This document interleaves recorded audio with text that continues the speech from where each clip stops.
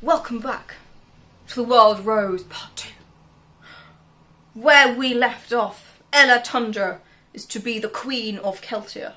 She has gone to Saxophilius the seer to learn great wisdom, but instead has been troubled by the prophecy he gives her about her true love, who will come to conquer the realm.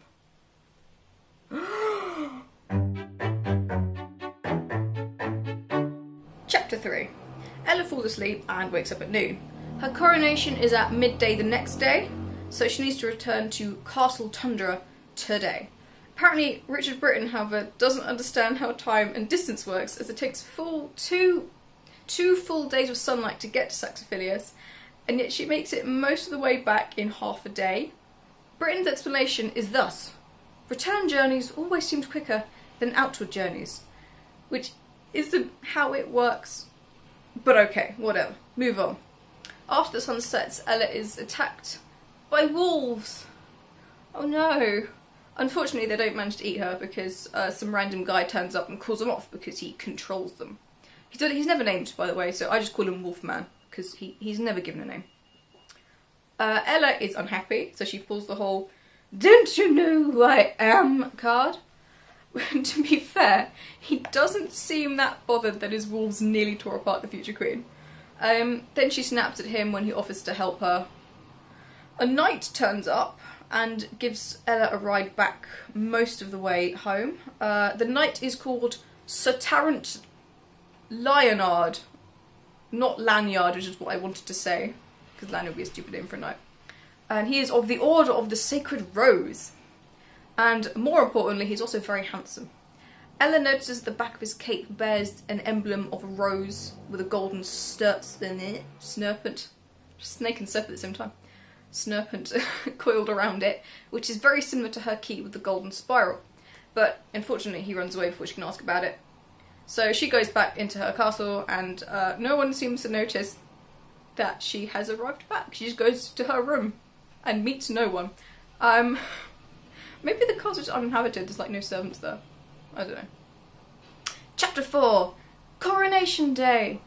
The coronation is really, really boring. There's no like funny outfit she's got to wear, no ceremony, no fancy scepter and orb to hold. She just sort of stands on this balcony and gives a speech.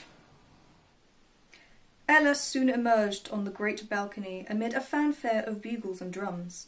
She smiled and looked over the screaming swarms. Hello, she swallowed. I love this realm so very dearly.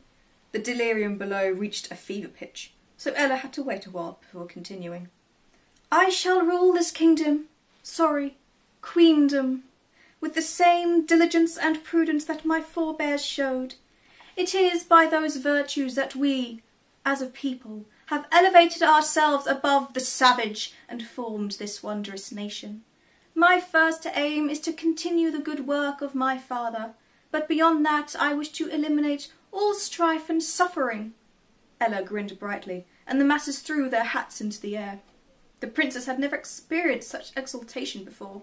Giddy on the deluge of euphoria, she glanced around at the various stone buildings and declared, I find this city grey, but when I am finished, it will be purple. Encouraged by the ecstasy of the crowd, Ella continued, there will be purple towers, and purple horses, and purple... But the royal musicians began to play, and their horns blared loud enough to drown out the new monarch's last few words. This speech actually kind of reminded me of a UK politic party? That's not how you say it. What's the word? UK political party. Political party, oh okay. Called the Monster Mooney Party, because I'm pretty sure they once said they were going to paint Big Ben blue if they won. They've never won, but I'm pretty sure my sister has voted for them before, so...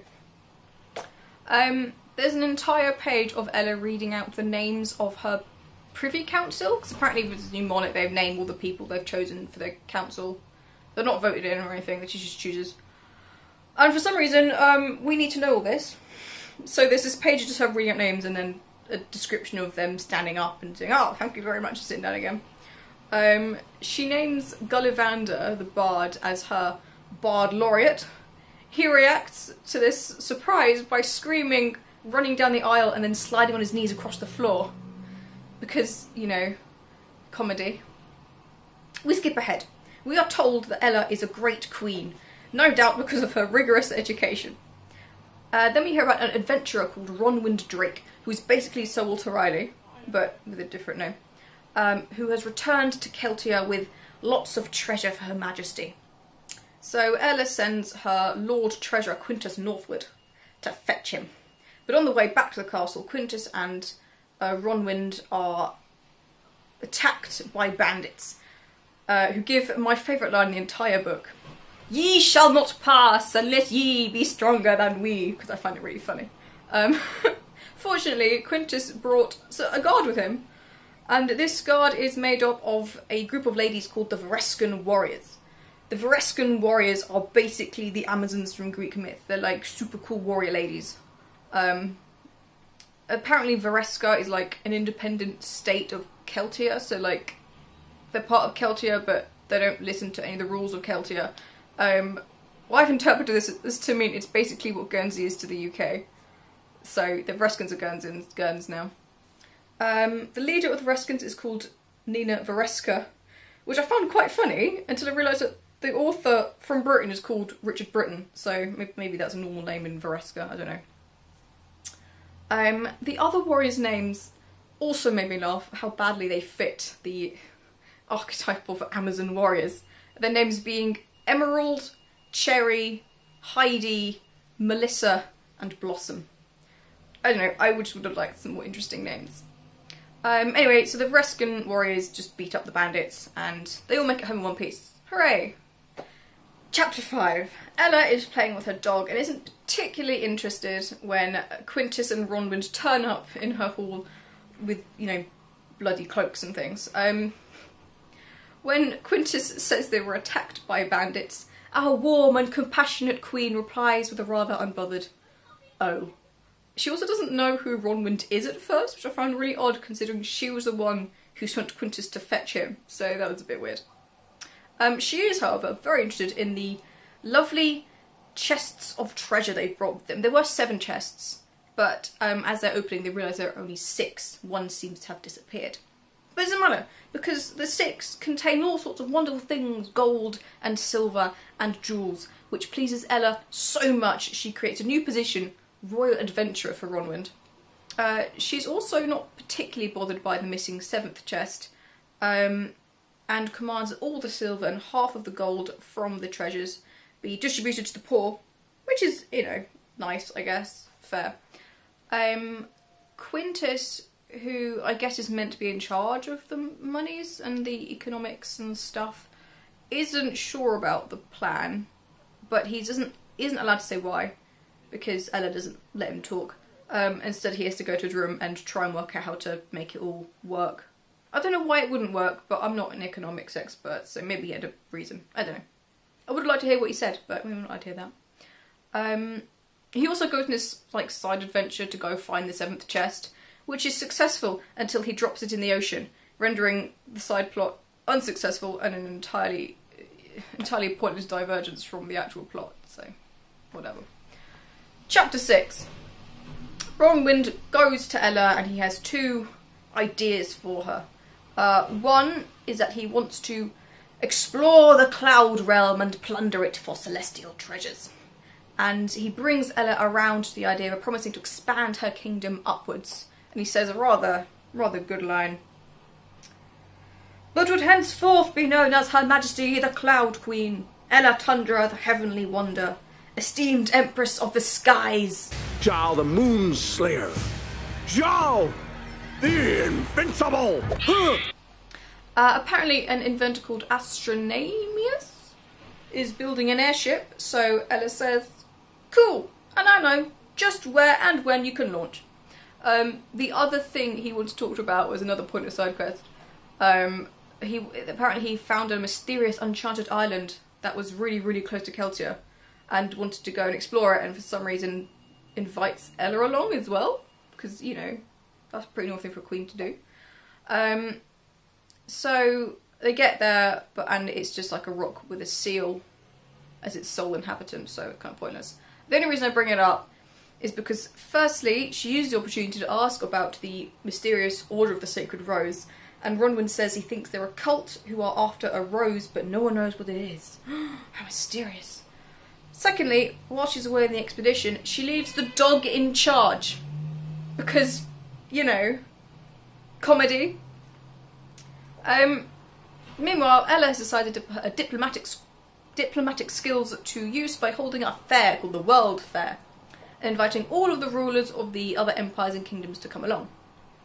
She also wants to show off her fancy new crown which she's had crafted out of the lovely treasures that Roman's brought back. And that is explicitly said, she wants to show off her crown. That is apparently gaudy. It's a gaudy crown. It sounds a bit naff, to be honest, there we go. It's also at the World Fair that Ronwood is going to set off in his airship to conquer the clouds. At the fair, we meet a ton of new characters, some of whom turn up to give Ella a gift and then never grace the pages again. Others of whom do turn up again, so we'll have a quick rundown of the ones who do turn up again. First, there is the Viscount Elgar, who is a sort of tweed-wearing, bumbling old, like, proper English gentleman with a big moustache. I'm sort of imagining a cross between Hugh Grant and the cast of Last of Summer Wine, with like a little dash of Basil Brush chucked in as well. He's just a character turns up again, he's not that interesting really. Then there's King Bosgold of Bora, who has wild red hair. His kingdom used to be called the Savage North, and the men there, barbarians. So basically Scotland. Which makes me sad, because I actually love Scotland. I don't think they're barbaric at all. That was the Romans who made that up. Done Romans. So conjure in your mind, if you will, the most stereotypical barbaric Scottish king, and you will have a pretty accurate idea of what he looks like. Next we have the leader of the Praetorian Empire, who are the biggest, baddest empire in the land. The Praetorians, as you may have realised from the name, are not stormtroopers, they are basically Romans. One of them has laurel leaves, and they all have like the gladius swords as well, so like they're just Romans. And can you guess what the king's name is? I am Gaius Romulus Caesar, Emperor of the Earth, he declared, raising his arms as though he had just released a bird from his hand. My realm is boundless, and my people number as the sand of the sea. My city is eternal, and my dominion everlasting. My empire is the tree of the world. Every other nation of this planet depends on the fruit hanging from my branches. But if I am the world's tree, then you are the world's rose, Queen Ella Tundra. And though a tree stands tall and a rose creeps on the ground, our roots are buried in the same soil. So Caesar gives Ella this fancy bejeweled globe, which has like different gemstones to represent the different kingdoms and stuff. Ella's all like stuttery and stuff because he's so handsome and whatever. He also promises to come to her aid if Celtia is in need of assistance. So, you know, I guess he definitely seems like a nice guy. And if you thought they were bad for ripping off the Romans, finally we have the Assyrian Empire. And if that sounds familiar, it's because it's the name of a real ancient Mesopotamian empire that existed. So yeah. The descriptions of the Assyrians in the book was a bit confused, and it took me quite a lot of googling to work out what they're meant to look like and what they're wearing and stuff. So first they have olive skin, which I did need to google, which grouped with the fact that they've nicked the name from a real empire, I'm imagining that ethnically they're meant to look sort of Middle Eastern. The guards all look the same, which was awkward considering I'm pretty sure these are meant to be non-white characters. And they wear jonquil hats, which I think just means yellow hats, because jonquil is some obscure variant of a daffodil. Then there's a high priest figure who wears an ephod or an ephod, I don't know how you pronounce it, which is a ceremonial dress for high priests in ancient Israelite religions, or cultures. And he also wears like a dead fish on his head. I don't know why he wears a dead fish on his head, but that's part of the outfit apparently. Then the king of the Assyrians is apparently super fat and needs to be carried everywhere on a throne.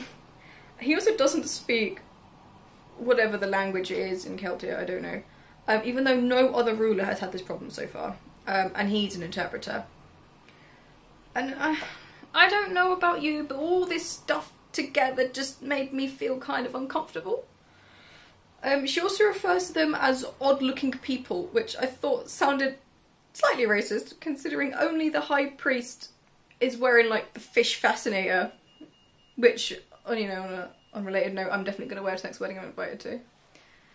The king also wears a turquoise lappet crown, which is a thing that does not exist. If you type in lappet crown with speech marks into Google, you will get pictures of fancy mirrors and, like, Egyptian death masks. So I don't know what he meant by that. I think he meant a crown and lappet. Or a crown with lappet, sorry, which is a thing. The lappets being like fancy flaps you get on fancy headwear, like a bishop's mitre. They were also apparently a staple of women's fashion from like the medieval period to the 20th century, if you wanted to know. So that's fun. So basically he's wearing a lady's hat. So it's basically just a mess. And it took me far too much time and effort to work out what on earth was trying to be said. And to be honest, I was happy not knowing. So, yeah, I don't know what they were meant to be, but whatever. Anyway, the Assyrian king, Sennacherib, which is also, by the way, a name of a real Assyrian king from history, and it's also mentioned in the Bible, so... recognises the fancy jewels in Ella's new crown. And he says they come from his kingdom, and he claims that Ronwin Drake is not an adventurer, but a pirate, a liar, and a cur. He gives her a month to return all of the stolen treasure, and then proceeds to pig out in the food tent on lobster, because he's fat, ha, and then they leave. Ella decides he's probably bluffing, and does nothing. Chapter 8. The rest of the fair is pointless. Ronwind leaves in his airship. Then there's this tournament between some of the rulers, like fencing, sparring thing, I guess, with like wooden swords. There's this really like slightly creepy bit about 2 female rulers who take part for the giggles. 8 rulers entered, some of whom were looking for a bit of fun and some of whom were aiming to win the tournament. The first match pitted Queen Nicola against Queen Bethan. Neither of these women had lifted a shield before, so it was not much of a duel. But many in the audience found the spectacle of 2 thinly clad queens prancing around and giggling quite appealing. The last round sees Caesar fight Bosgold, so the Roman version of the Scot. That's never happened before in history. Before they finish, Duncan the dog interrupts the match by stealing and breaking one of the wooden swords. So Ella, who does not want to upset anyone, decides to name Duncan the winner, upsetting everyone. Chapter 9, that was a very short chapter. Gullivander puts on a tragic comedy called The Lily of the Valley, which, by the way, is one of the things that Gully calls Ella in his earlier songs, along with The Rose of the Worlds, get it because it's the title, and The Fairy Queen and The Seventh Wonder, 2 of which give their names to chapters in the book, just in case you didn't realise how important and amazing and beautiful she is. The play is basically like Sleeping Beauty, with like the Princess Lily being sent to sleep by the Willow Wizard, only to awaken when her true love arrives. Several woodland characters try to wake her up, things like the Pond Prince and stuff, but none are successful. You may have noticed, it's very obvious reading it, that the play is a super subtle representation of the book. Because, you know, that's clever, isn't it? Before the play ends, however, Duncan escapes his leash again, and through shenanigans manages to burn down the stage, ruining the show. Gully watches his work go down in flames. Ella is upset with Duncan for a little bit, but then she laughs and decides that because he woke the actress up, that he's obviously Princess Lily's king, ha ha ha ha, because comedy.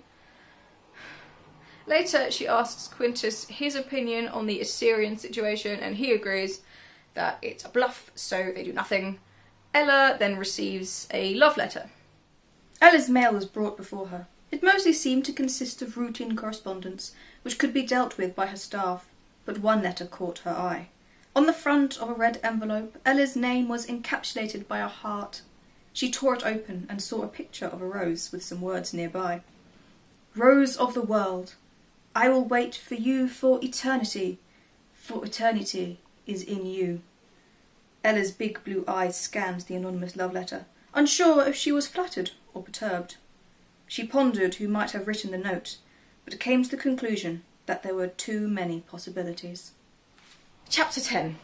Ella goes on a journey around her country to visit the commoners. She meets this, mad guy who claims that he ought to be king on account of the terrible poetry he's written. She listens to him perform the poetry.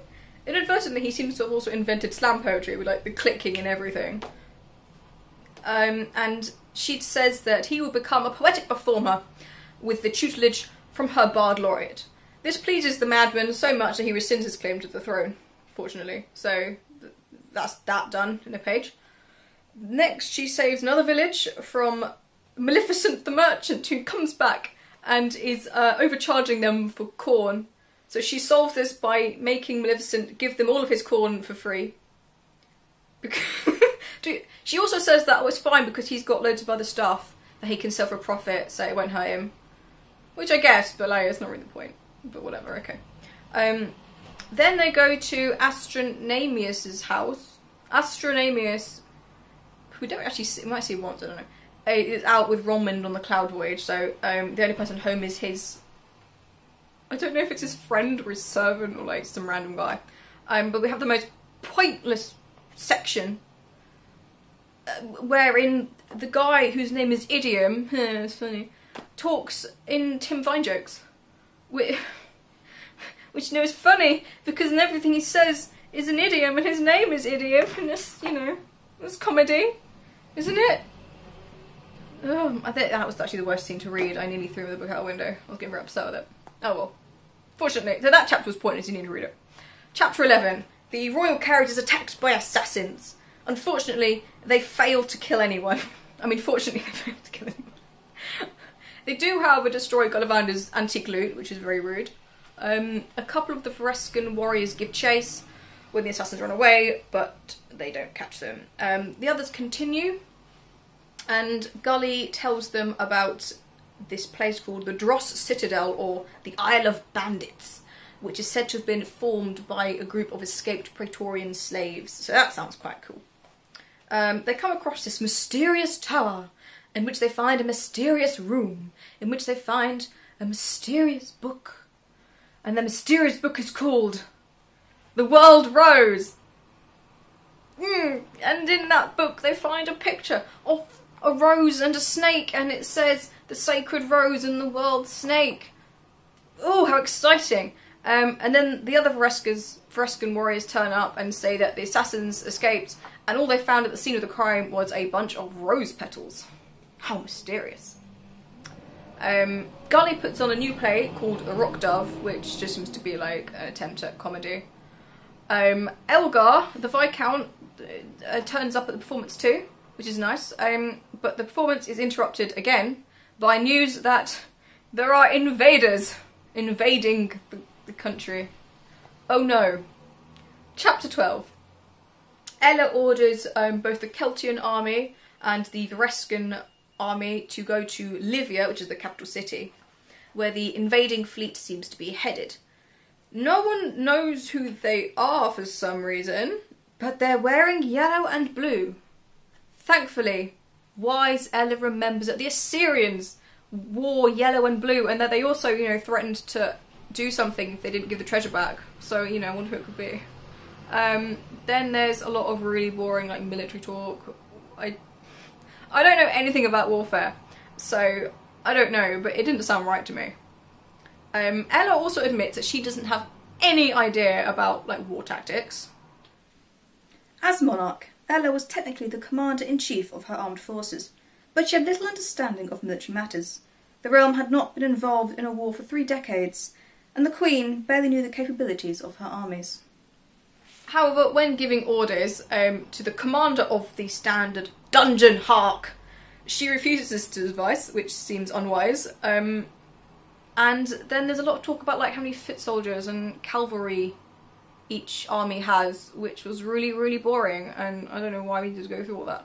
Long story short, the two sides engage in battle on a cauliflower field. Chapter 13. Ella gets upset with Nina Vareska for not charging in straight away because she doesn't want to send her warriors to certain death because they are outnumbered about 4 to 1. The Assyrian army is really big. Fortunately, Elgar turns up with his cavalry of 80 men who are all wearing tweed and carrying musical instruments. But surprisingly, they actually managed to break the enemy's formation. The formations are just called as columns. I don't know what that means. I always imagine like columns of men, like just like flying in tornadoes, like Sharknado, but with like Assyrians. But I don't know. I think the soldiers are all wearing fish as well. Actually, I feel like they were talking about fish. Which again, I don't know why they're wearing fish. It's a bit random. Anyway, so they break the formation somehow, and this prompts the Vareskans to decide to go into battle too. Then they have a break. Like everyone just stops fighting for a bit, so like the wounded can be tended to. I guess that happens in real life, but I wouldn't think it would happen when one side's literally 4 times the size of the other, but I don't know. So yeah, they will stop for a tea and a biscuit whilst everyone's being nursed. Dungeon wants to surrender because more Assyrians turn up. There's reinforcements who come up over the hill. But Ella refuses to back down despite having no chance whatsoever to win because she's such a great leader.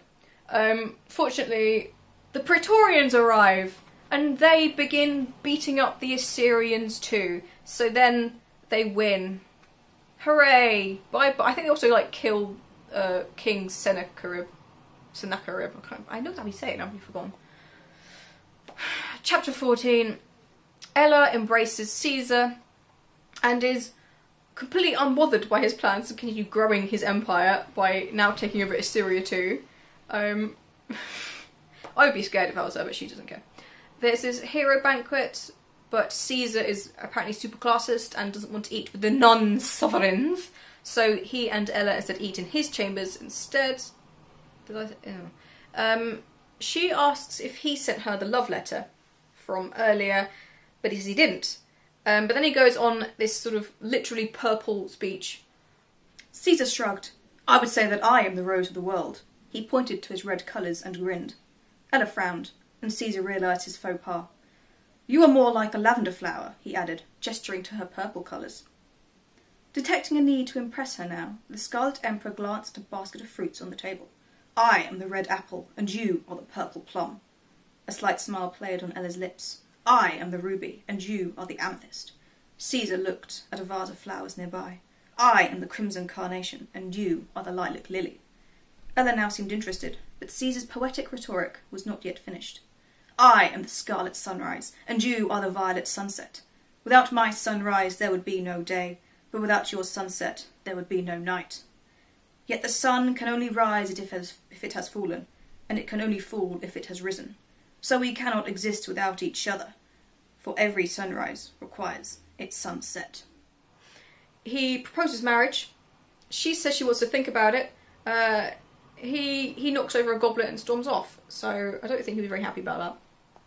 Chapter 15. Caesar storms off home in a sulk. There's a hero's ceremony where Ella gives out medals. She decides to build a memorial for the dead in the field where they fell, which, by the way, was a cauliflower field, so I don't suppose the locals are going to be very happy that she's basically depriving them of a crop field, but whatever. There are lots of new recruits to the Celtian army, which is great to replenish numbers. The same can't be said for the Varescan army, and this is something that was pointed out quite specifically a couple of times, that the Varescans, whose army numbers have halved, because the warriors are trained from birth with really special skills, they can't just be replaced. Remember that for later. Ella rips Quintus a new one because he had the same opinion of her as her, that Romwind was more reliable than the Assyrians, and they were probably just really jelly and wanted her fancy crown. So she tells him that his advice is useless and she never wants to hear it again. She also wants to increase the military fund because, you know, she doesn't want to be attacked again. And Quintus says that he can double or maybe triple it because the royal coffers are very healthy, but she wants more than that and she's upset again. He also suggests they have an auxiliary army, or a reserve army, wherein they arm the normal folk, the peasants, with the weapons they retrieve from the battlefield, the enemy weapons, the Assyrian weapons. That way they've got like extra army people in case it's a really, really bad fight. Ella says this is a stupid idea because commoners can't fight, and also if they arm them, they might revolt against her, and that would be terrible. Dungeon then comes in and she tells Dungeon that she was thinking about replacing Nina Vareska because she didn't like the fact that Nina said, I don't want to send my warriors into certain death. Apparently that's just disloyal.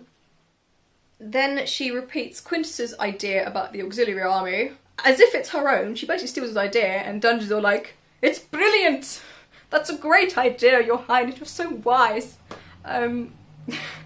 He also says that the peasants won't revolt because she's so amazing and they all love her so much. So yeah, Ella, who is tired and stressed from being such a cow and stealing ideas, governing her kingdom, decides that she needs a break. So she goes to visit Elgar's estate without warning, and has a picnic with him. Elgar dispenses love advice about looking for essence over form or something. I don't know. It was kind of weird. And I'm afraid our time is up. Will Ella take Elgar's advice? Will Caesar return to make her his queen? Will Quintus ever get a break? Find out in the thrilling conclusion to The World Rose.